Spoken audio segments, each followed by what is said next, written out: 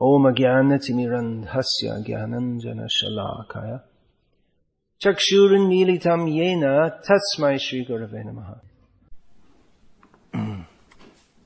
After all the rishis and others had seated themselves comfortably, the king, humbly standing before them with folded hands, told them of his decision to fast until death.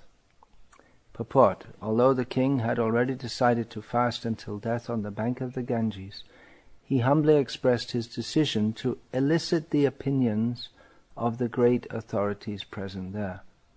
Any decision, however important, should be confirmed by some authority. That makes the matter perfect. That means that the monarchs who ruled the earth in those days were not irresponsible dictators. They scrupulously followed the authoritative decisions of the saints and sages in terms of Vedic injunction. Maharaj Parikshit, as a perfect king, followed the principles by consulting the authorities even up to the last days of his life. Maharaj Parikshit is sitting on the bank of the Ganges, having received news that he is to die within 7 days. And all the great rishis and other great personalities of the universe arrive. Parikshit Maharaj decided to fast until the moment when he was destined to leave this world. So his fasting, it didn't hasten his death. He wasn't really fasting until death, but he knew his death was coming and he decided to fast. Exactly why is not explained, but it can be understood that anyway, if the body is going to die, then why try to maintain it? And why try to enjoy with it? And eventually then he was listening to Srimad Bhagavatam, and he didn't want to eat or sleep because he was so absorbed in hearing that message. So this was his decision.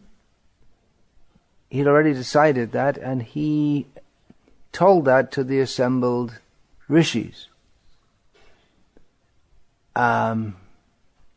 He didn't expect any opposition from them, but he told them, and Srila Prabhupada comments in the purport that it's a decision that he took, but it should be confirmed. So if someone else if any of the rishis had any objection to that or further suggestion, they could have given him advice, because after all, Maharaj Parikshit, even though he was a pure devotee of Krishna, and actually it will be seen from the very fact that Shukadev spoke the Srimad Bhagavatam specifically to him and only secondarily to others, that Maharaj Parikshit from the outset was more advanced than most of the rishis who were present. His understanding that life is meant for Krishna consciousness,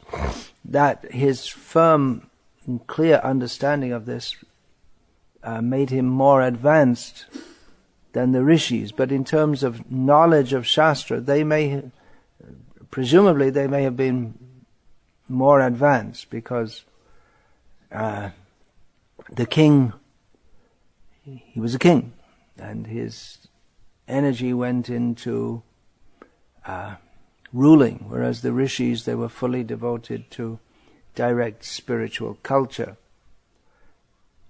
And apart from that, the etiquette of not just doing something in the presence of advanced and learned, saintly people, then it is proper, especially for one who is a subordinate, to not just to make some decision, but to express that to the higher authorities with the expectation of getting their blessing or getting their correction or their further instruction. So Parikshit socially was inferior or subordinate to the rishis present, who are mostly brahmanas. The rishis and others present. And Maharaj Parikshit was a kshatriya. So he very properly expressed his decision. And Srila Prabhupada writes, any decision, however important, should be confirmed by some authority. That makes the matter perfect. And Srila Prabhupada points out that the monarchs who ruled the world previously, they weren't dictators, but they would execute the orders of the various brahmanas who were their advisors. And the brahmanas, generally there'd be a council, and there may be some senior-most person, but they would discuss among themselves and then advise the king accordingly. So it wasn't exactly, although it was monarchy, and in one sense the king was absolute, but in another he wasn't bound to, but he would generally follow the orders of his advisors. Therefore, it was understood that the king, it was not just his own personal qualifications that made him a great king, but he had to have good advisors also, because even if one is a good king and capable, but if he has bad advisors, then he cannot rule properly. And even if there are good advisors, but the king is not capable, then again things won't go properly. So it's something like a guru-disciple relationship. If the guru is capable and proper of advising, and the disciple is proper, both have to be suitable. And then the result, which is that the disciple becomes enlightened in spiritual knowledge, then the result takes place.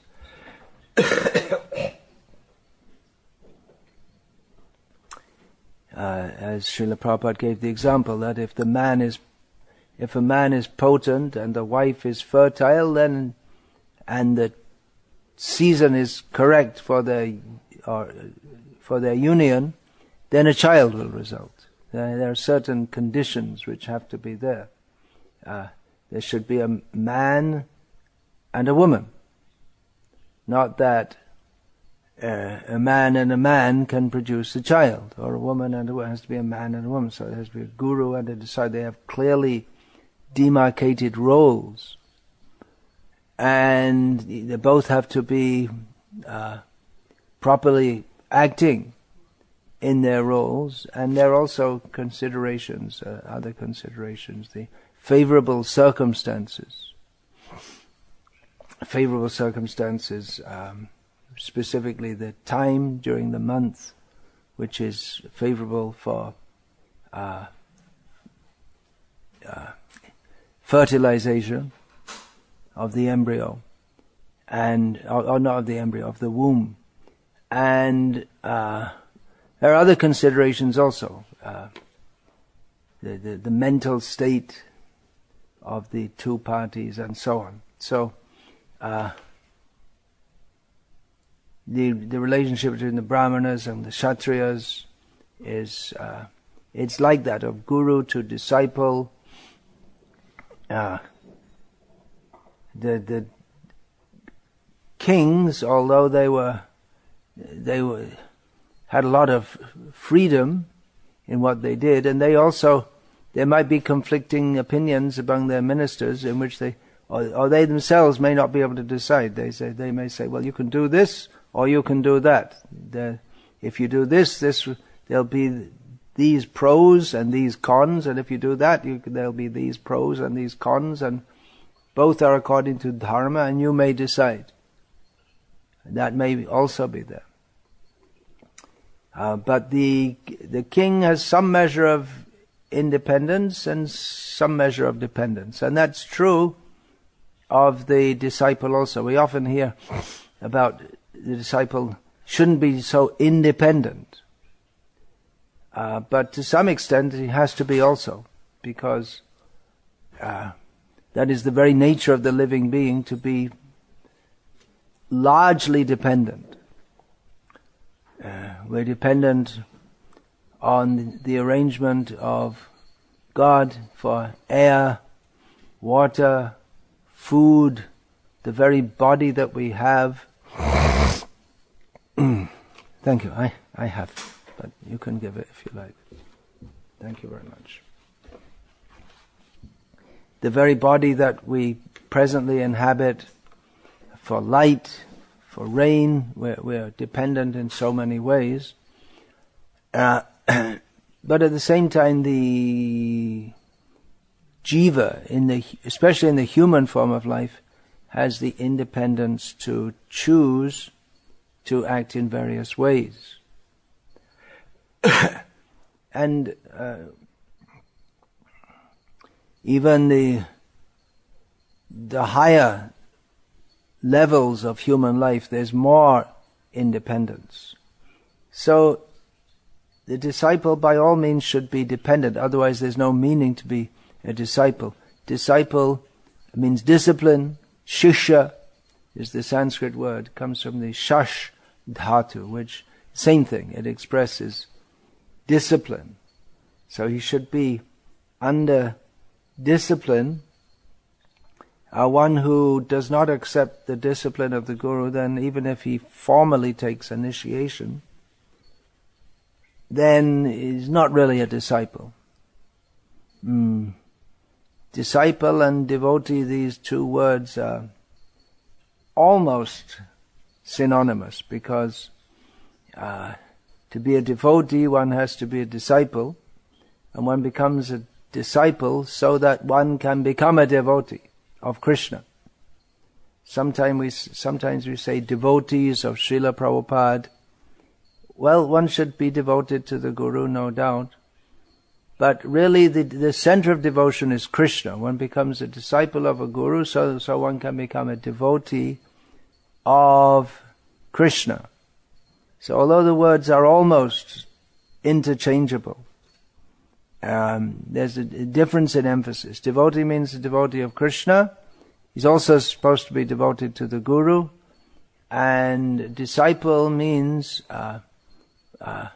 who is committed in relationship to a Guru. And although one may be a disciple in a non-Vaishnava sampradaya, or may be a disciple for even non-religious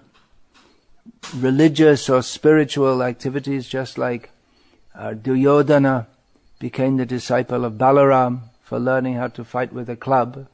The Pandavas, they were disciples of Drona. He's called Drona Acharya. He's not an Acharya in teaching spiritual knowledge, he's an Acharya in teaching how to fight and everything which is connected with that.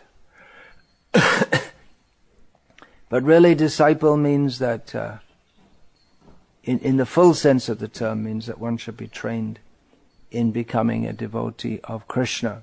A Vaishnava Guru Nasyad Vaishnava Svapacho Guru. Because Guru means devotee of Krishna, whatever background he's from. And even if one is highly learned in Vedic knowledge, if he's not a devotee of Krishna, he's not fit to be a Guru in the full and true sense of the term. So a devotee should be a disciple.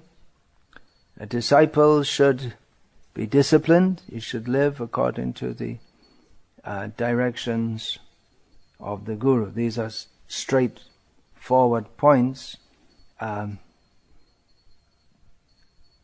There is a misconception quite prevalent in our ISKCON society in the West, especially, that previously disciples always used to live with their gurus, and this idea of gurus just coming around once a year or every so often. That's just something new and modern. It's a misconception.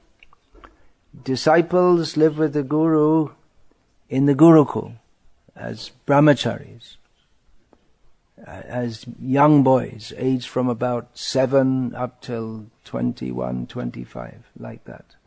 And then they may go away and they may never see their Guru again in that lifetime. We don't have any record of Krishna and Balaram again seeing Sandipani Muni after studying with him. But generally, at least in this Kali Yuga, the gurus live in their own village if they're grihastas. I'm talking about gurus in the Vaishnava sampradayas. Or they may live in a mutt if they're sannyasis, an ashram. And the grihastas may be scattered here and there, grihasta disciples. They may come and visit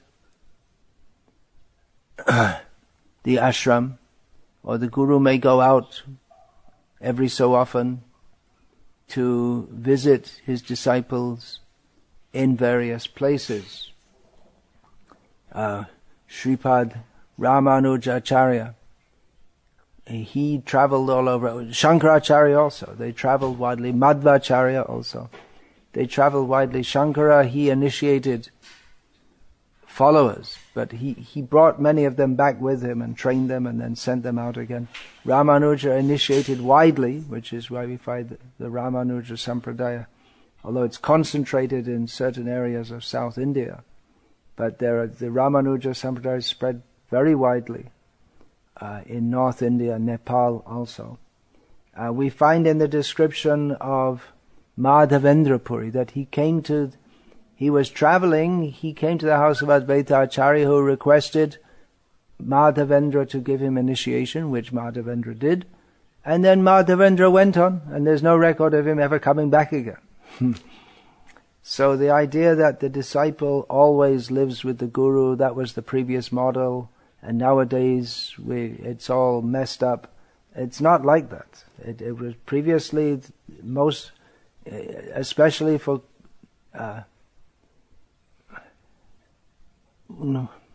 grihastas, they might not see their Guru regularly, all the time, but they take instruction. The acharyas, they mostly write books also, which give instruction on how to live one's daily life, what to understand from Shastra. So those who live directly with the Guru, it should be easy for them to understand what is wanted, and for the grihastas also what's wanted, because life doesn't have to be very complex. In the Varnashram society, what does one do in one's day-to-day life? Well, it's all mapped out by many, many rules of Varnashram. And what to do, for instance, getting married and all these things, having children. Well, the spiritual initiating guru, they wouldn't be involved in this generally, but the family elders, the village elders, they're also gurus, not in the fully spiritual sense usually, or they might not be, but they will give direction in all these things. So one is always under the direction of gurus, but it might not be always not for everything those who are giving spiritual direction. And after all, the acharyas who are giving spiritual direction, they may also not want to get involved in all the day-to-day details of the grihasta's life, which again may not be so very complex that they need so many instructions. In the modern age it's become very complex because people don't like to follow many rules. They think, well, if you follow rules it becomes too complex, but actually it's round the other way, because if the rules are there, everything is clear and straightforward. Everyone knows what to do, but if there are no rules, then no one knows what to do, and there's room for exploitation and speculation and so much confusion. Instead of, for instance, in matters of marriage, instead of it all being set up so the spouses-to-be don't have to worry about. They have to they personally throw their emotions into it all, and they get completely on the emotional platform, and then they suffer when they fall in love, and then they fall out of love, and then they fall in and out of love again and again with different people, and then they become skeptical of the whole thing, and in between they have the children here and there. The whole thing's a mess. So one should act depending on the Vedic instructions as they are received from gurus, both the directly spiritual gurus and those who are instructing in the Vedic social way of life. And in this way one remains dependent. And then there are others who, and if there's a decision to be made, then one will confirm that with others.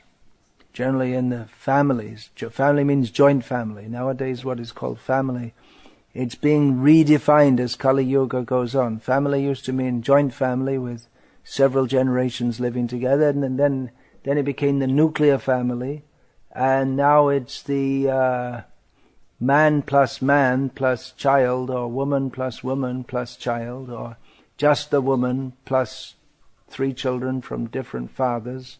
And as Kali Yuga goes on, the concept of family changes, not for the better. But really, family means that there's the head of the family, the elders, and then within the village there are elders, and in this way everyone works under authority. And there may not be that many decisions to be taken. If life is very simple, then there are not many decisions to be taken. For instance, you might want to decide, well, I have an offer of a good job on the other side of the world, so should I go or not? But in Vedic culture there's no such thing. Mostly people stay the place they're born in, they live in, and they die in. That's all. They may go to die in some holy place. Life is more simple. There are not so many decisions to be taken. Which decisions mostly have to be taken by Kshatriyas under the guidance of Brahmanas, who advise others which decisions to take. The major decisions in life are arranging the marriages of children. Otherwise, there may not be that much to be decided. As society becomes more disturbed, then decisions have to be taken. For instance, if there's even in a village, if there's fighting going on between the Kshatriyas, they don't bother. There are descriptions of, in one field the Kshatriyas are fighting, in the next field the man is plowing the field, because he knows they have a fixed place to fight. They're not going to kill me, and whoever wins, I have to give them a certain amount of the crop. That's all. So he doesn't bother. They're doing their business, and I'm doing my business. But then if you hear of some Muslim invaders are coming, and then they're coming this way, okay, then they all have to make a quick decision. Are we going to stay, or are we going to leave? And if you have to leave, then you don't get much time you have to decide what to leave behind and all this. So, but if society is stable, then there's not so much tension of all these decisions to make. Everything fixed like that. So much percentage of the crop you have to give to the king, and that's all. You do your work well, and whatever amount of the crop comes, you give it. That's all. So life is very simple in that regard. As far as living directly with the Guru, there are some who do that. Some may be personal servants, or live in the ashram, the same ashram with him, his base. They may live throughout their life, or they may be sent out also for preaching or for establishing other marts. Some become, they may be very intimate personal servants. For instance, Ishvarapuri served his guru Madhavendra Puri. At the last stage of life, Madhavendra Puri enacted the pastime of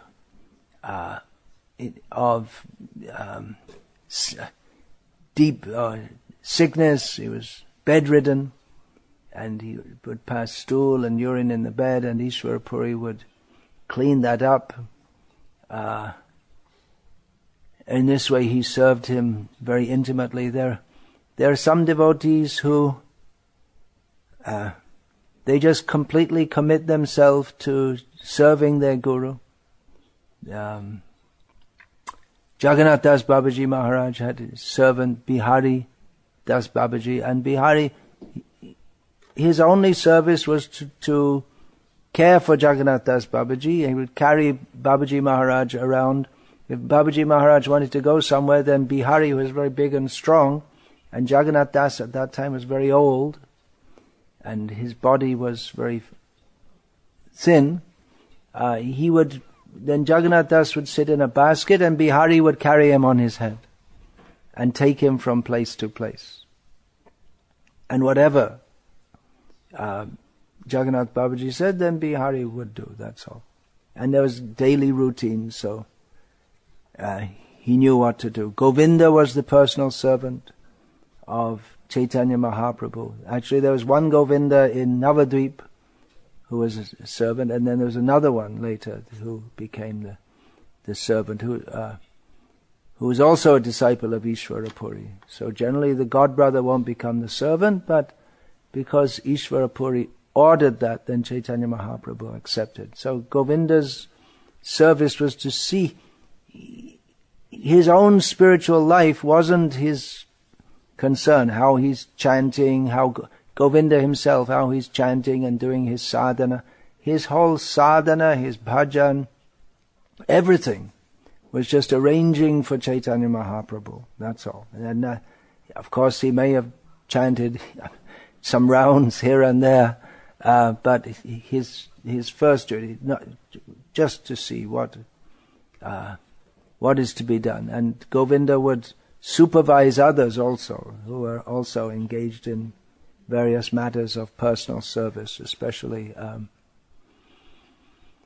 Ramaya and Nandai. They would bring water, and there were others also. The Vaninath Patnaik, he was also engaged in some personal service when Chaitanya Mahaprabhu was in Puri. Govinda got left behind when Chaitanya Mahaprabhu went out of Puri, and then he would take some other servant with him at that time.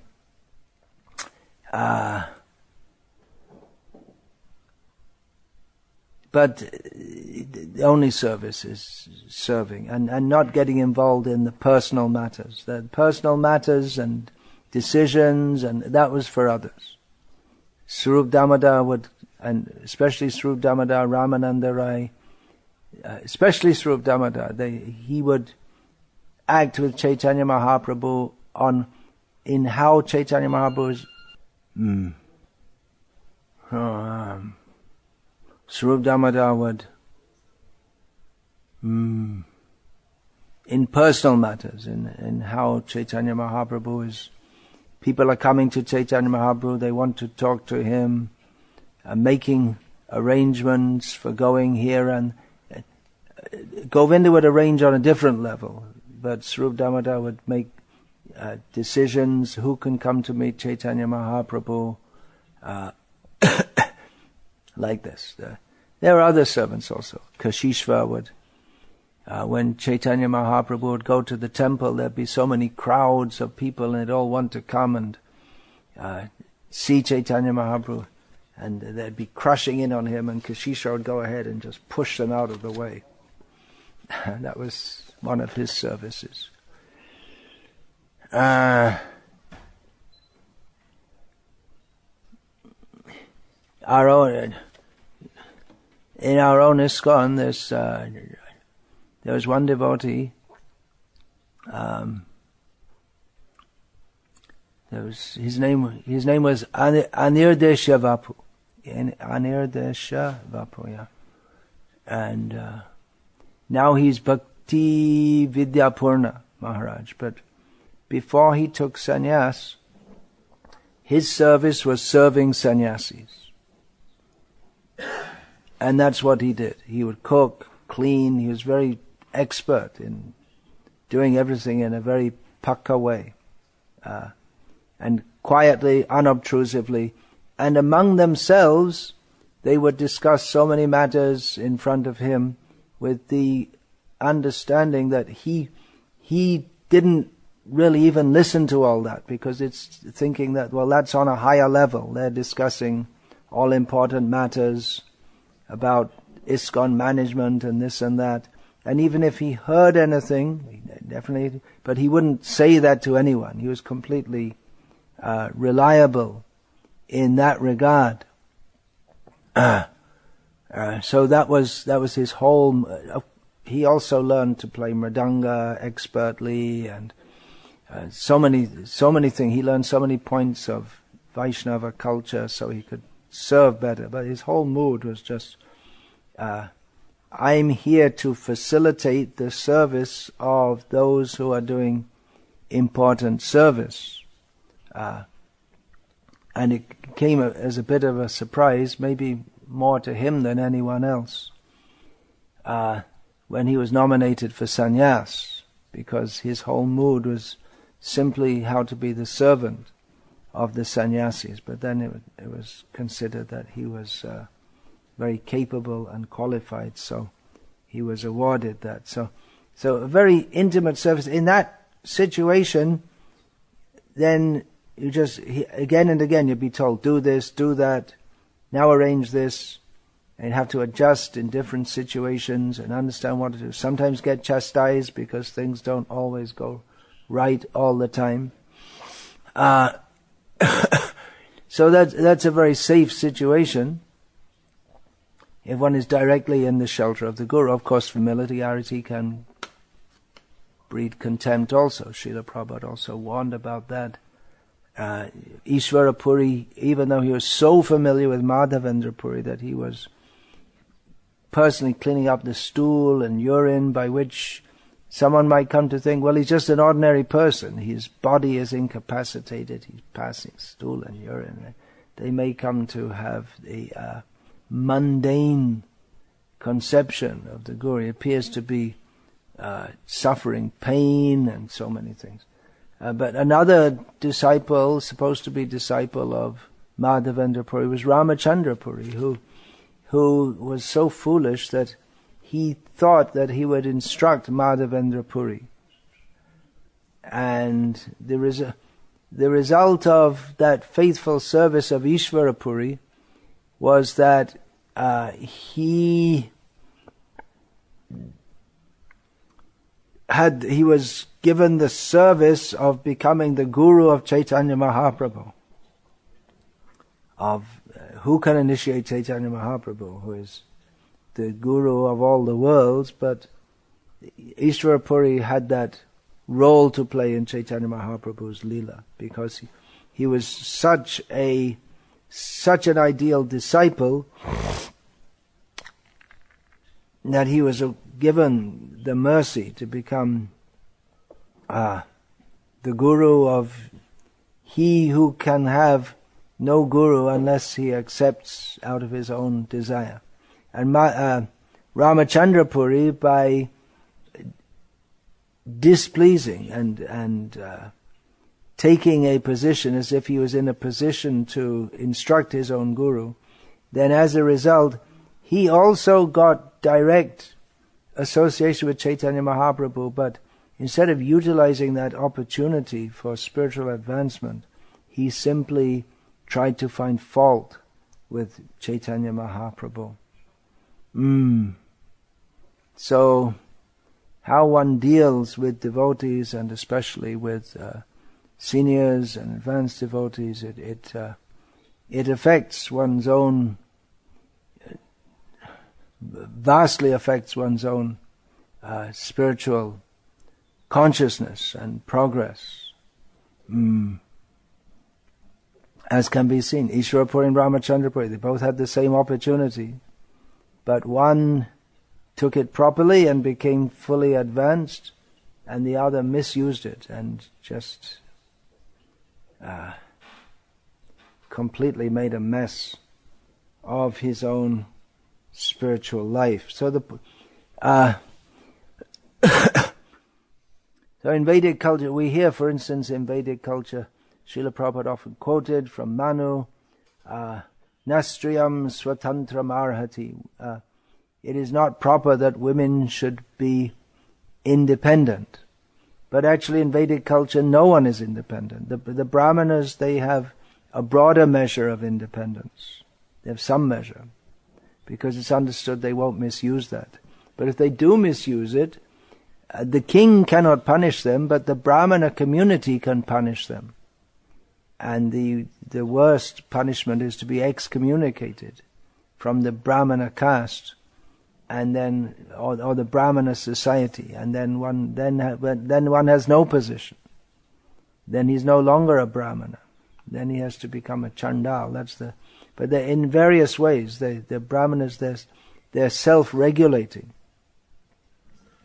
But they have much independence. There's no rules for them, because automatically they live a pure life. They're supposed to have no motive to exploit others, so they're not going to be sinful.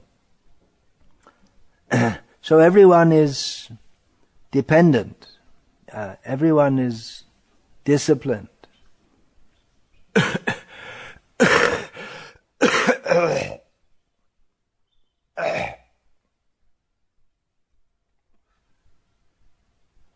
And especially when one becomes a disciple, one voluntarily accepts more discipline. And in the Vedic Shastra, it said that everyone has to become initiated. Otherwise, you're like an animal, because animals don't have the opportunity to be initiated. There are some rare cases, but generally initiation is for the human. So if one doesn't do that, that means one is not properly utilizing one's human form of life. So one is said to be just like an animal if he remains uninitiated. It means one has to be always under direction, under guidance. But again, there will be some level of independence. The guidance given is so that not that one becomes a robot, but one knows how to act in all circumstances. It's not possible in all circumstances that one can take personal guidance, nor is it desirable that a devotee for every little thing has to take advice from the guru and confirmation. Srila Prabhupada explained that every time he wanted to pass urine when he was a little boy, he would ask his mother for permission.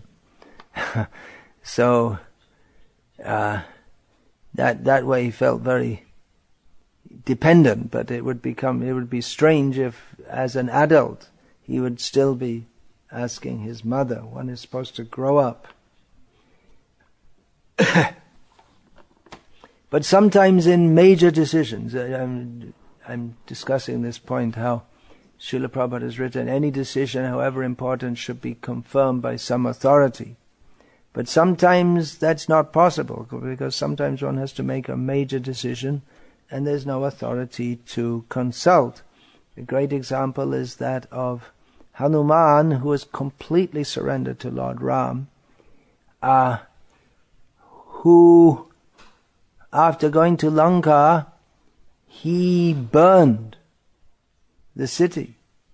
His mandate was to find Sita. He did that. But having found her, and finding himself with the opportunity, he thought, well, okay. He offered Sita, you come with me. I'll carry you back. And she said, no, that's for Rama to do. He has to rescue me, not you. So Hanuman said, okay. But Hanuman thought, well, let me at least do some initial spying work and find out, because if you do some reconnaissance work before any battle, that's very useful.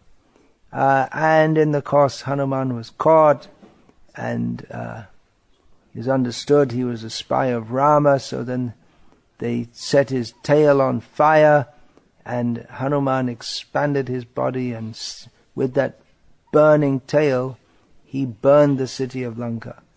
So that was a decision taken. He did that independently. He didn't say, well, before you set my tail on fire, let me just jump back and ask Ram, and then I'll come back again and burn your city. There was no. He either had to do it then or not do it. And afterwards he lamented, because he said, well, I could have burned Sita also.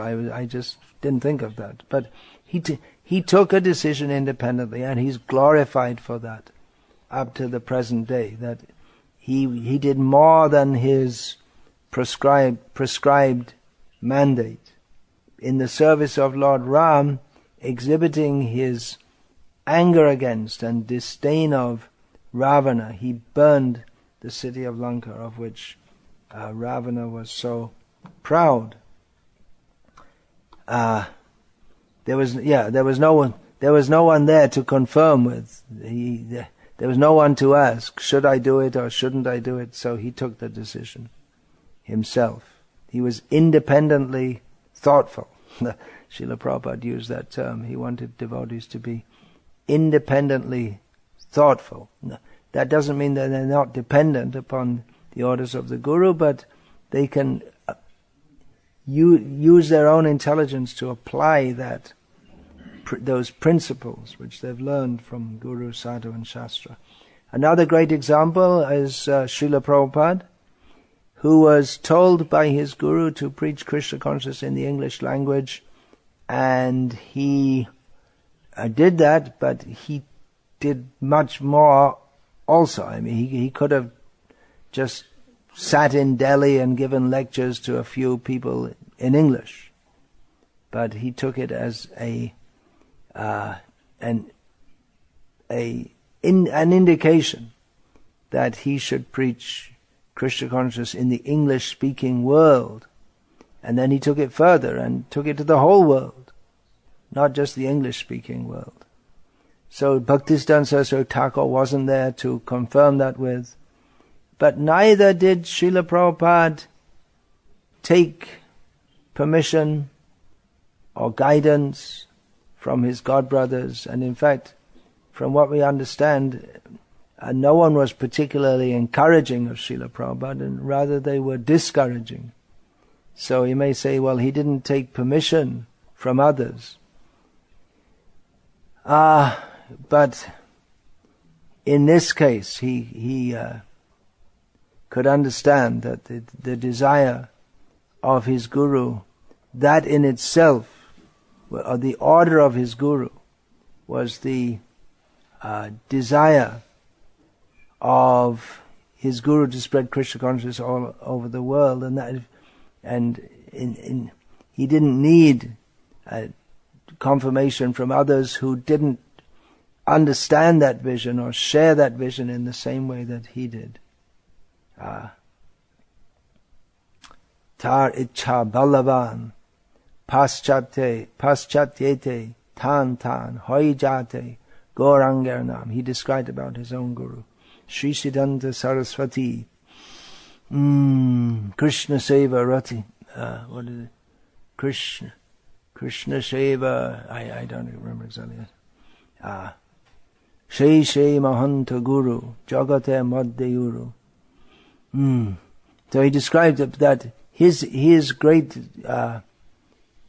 powerful Guru, whose his desire is very strong, and that desire is that Chaitanya Mahaprabhu's name will spread all over the Western world. So Srila Prabhupada, as Hanuman did, he took the initiative to do more than he was directly ordered to do.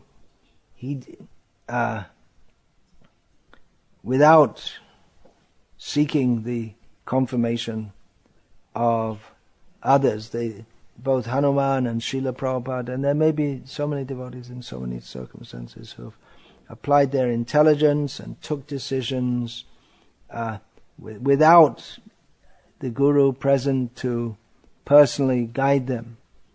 But they were, because they're on the platform of Guru Mukha Padmavaka Chitete Koriya Aika Ana Kori Homane Asha, because they'd actually made the decision of the words of their Guru, their life and soul, and not desiring anything else, then they were able to do so with great results.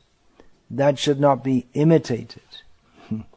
That if one thinks, well, I can just do without consulting others, if one is not on that platform, then the results will quite possibly be disastrous if one overestimates one's ability and tries to act on the platform of a fully liberated Vaishnava, but isn't. Then, the result is likely to be not the same result that the great Paramahamsas get. By imitating the Paramahamsas, one doesn't get the same effect. Rather, it becomes clear from the results that one is only imitating and not actually following. It tends to become disastrous because Krishna reciprocates with everyone accordingly. If one serves Krishna sincerely according to one's personal level of qualification, then Krishna will reciprocate with, and that will be seen how the devotee himself flourishes in Krishna consciousness. Others also flourish. But if one simply imitates, then no one flourishes. Rather, devotees may become discouraged or deviated from the proper path of devotional service. So when one is fully dependent on the Guru, with full faith, then he can act independently in a way that is also not independent. He's not independent in the sense of being defiant, but is using his independence in a way that will fulfill the desire of the Guru. We may say, well, why do we always hear that you shouldn't be so independent, Prabhu? Well, why do we hear that? Well, maybe you don't hear that nowadays because everyone's independent and no one's. It's hard to find any mood of submission or dependence, which is required actually both in spiritual life and at all if we are to fulfill Srila Prabhupada's desire of spreading Krishna consciousness all over the world. There has to be cohesion, authority, hierarchy, submission. All these things are required.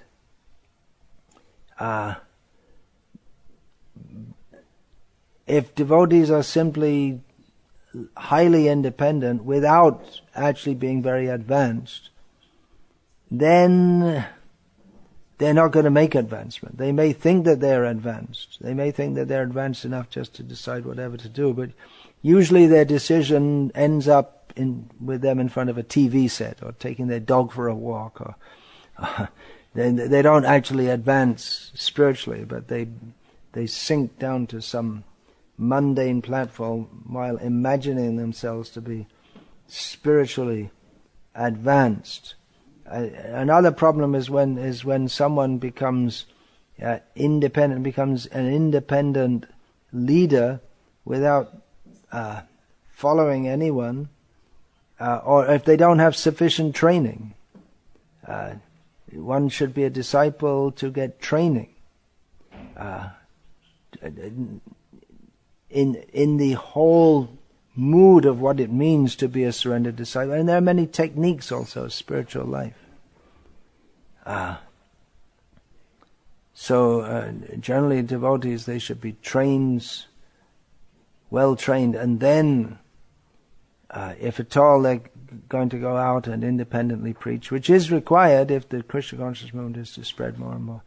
But first of all, they should know what it means to be a follower before they become a leader. Otherwise, if they're not properly trained and properly purified, then by their independent leadership they'll cause more problems. So there are other devotees who are independent by circumstances. It's not that they really want to be, but they might be living in some remote place and they don't have much interaction with devotees. They want to be devotees, but circumstances, the material circumstances they're in, dictate that they're very remote and distant. So it may be difficult for them to make proper advancement because they're more independent than is good for them, or maybe even more than they want to be.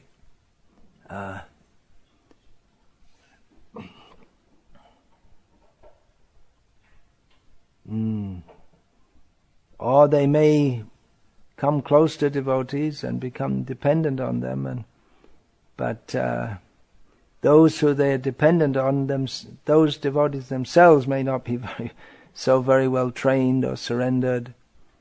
So these points should be considered very carefully. What kind of association and guidance we have to take so that we can properly advance.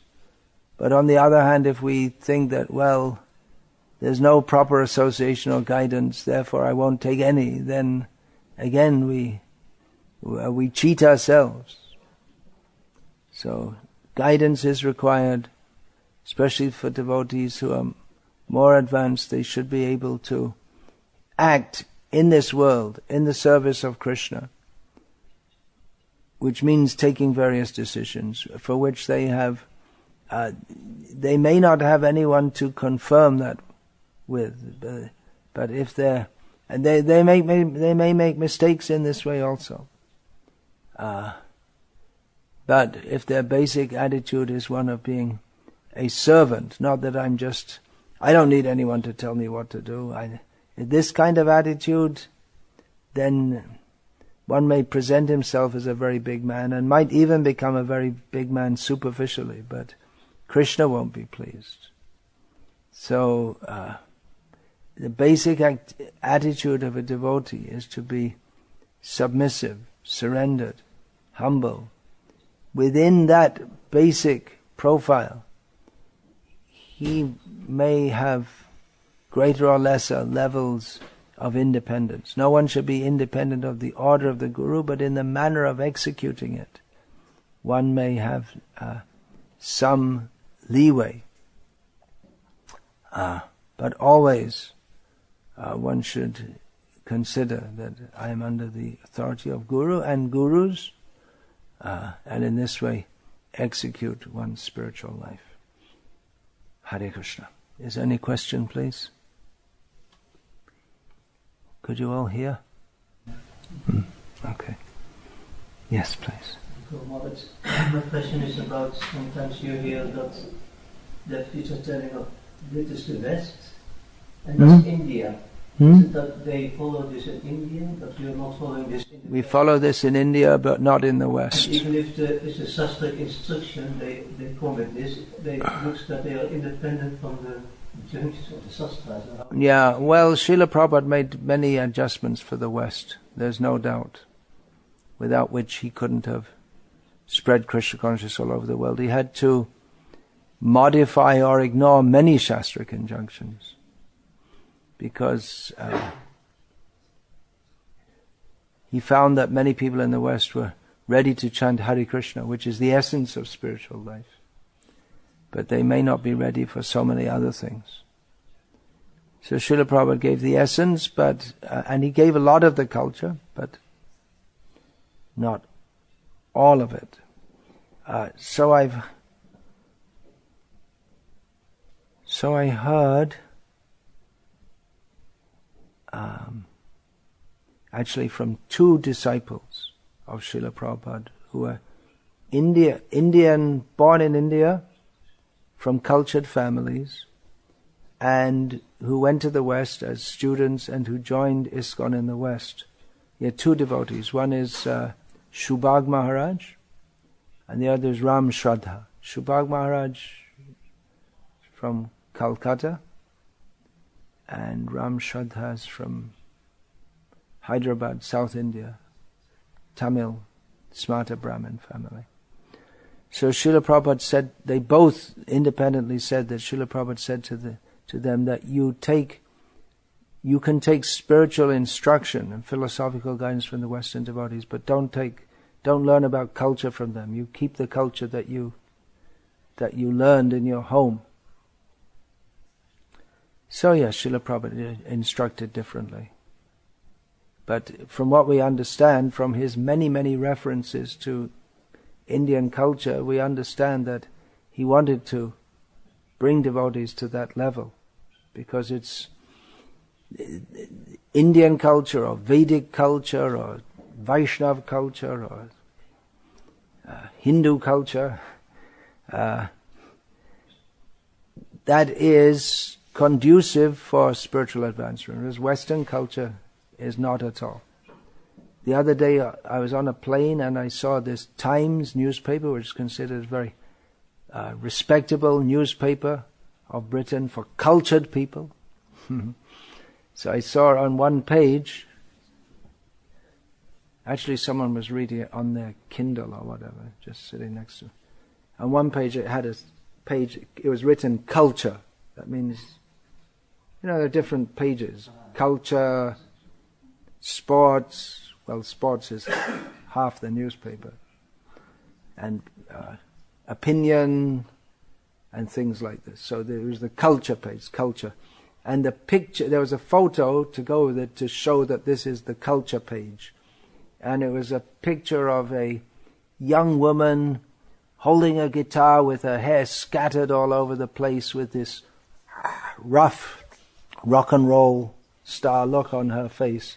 And that is the picture which symbolizes culture for the most cultured newspaper of Britain, which is the most cultured country, right? Not Ireland, for sure. Not even Northern Ireland. That's the myth which the British have successfully propagated. Most people, they themselves believe it. Others in America, they all believe it, and the French don't believe it. The Indians do. But their whole they think culture is some woman playing guitar and being completely uncultured, and that's culture. So that's just it just gives a little idea how following Indian culture is better for spiritual life. But in other ways it might not be, because if we try to enforce that all at once in the West, then many people may not join, which is the whole principle behind the Krishna West. So both things are there. On one hand, we want to bring this higher culture. On the other hand, we know that most people are not ready for it. So it is a quandary.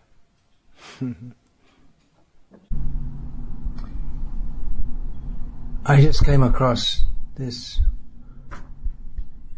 quotation from Transcendental Diary by Hari Shauri Prabhu about Srila Prabhupada in France. This is Transcendental Diary, Volume 3, Chapter 5. A devotee from Germany asked, sometimes in our practical dealings we have to make a decision and there is no possibility to refer to our authority. Shall we then try to understand what Krishna wants us to do? Krishna will give you. That is intuition, Prabhupada told him. If you are actually sincere, the correct intuition will come. Dadami buddhi yogam tang yena mamupayanti. If it is for Krishna's purpose, then he'll give you intelligence. Do like this. Hare Krishna. All glories to Srila Prabhupada. Srimad Bhagavatam ki jai.